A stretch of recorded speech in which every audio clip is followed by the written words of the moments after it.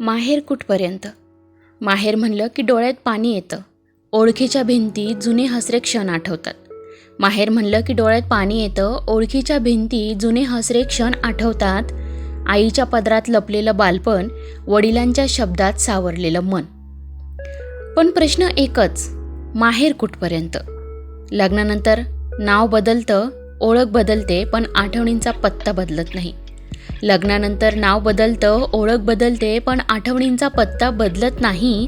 सासरचं घर आपलंसं करायचं असतं, म्हणून माहेरची ओढ हळूहळू दडपायची असते.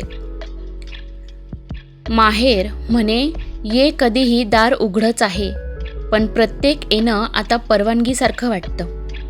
माहेर म्हणे, ये कधीही दार उघडंच आहे, पण प्रत्येक येणं आता परवानगीसारखं वाटतं.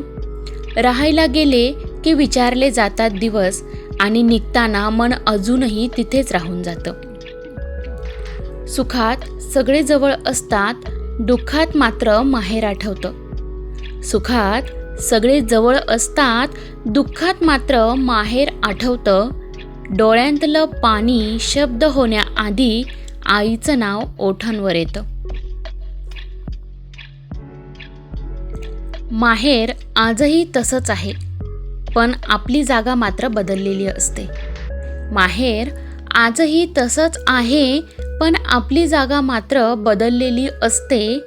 एक पाहुणी, एक जबाबदारी, कधीकधी तर ओझही वाटलेली असते. माहेर कुठपर्यंत? जिथपर्यंत आईचा श्वास आहे, वडिलांची सावली आहे.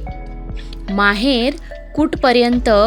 जिथपर्यंत आईचा श्वास आहे, वडिलांची सावली आहे, तिथपर्यंत माहेर आहे. पण समाज म्हणतो आता ती परकी, तरीही मन मानत नाही हे सत्य. पण समाज म्हणतो आता ती परकी, तरीही मन मानत नाही हे सत्य. कारण माहेर अंतरावर नाही, तो हृदयात असतो शेवटच्या श्वासापर्यंत. कारण माहेर अंतरावर नाही, तो हृदयात असतो शेवटच्या श्वासापर्यंत.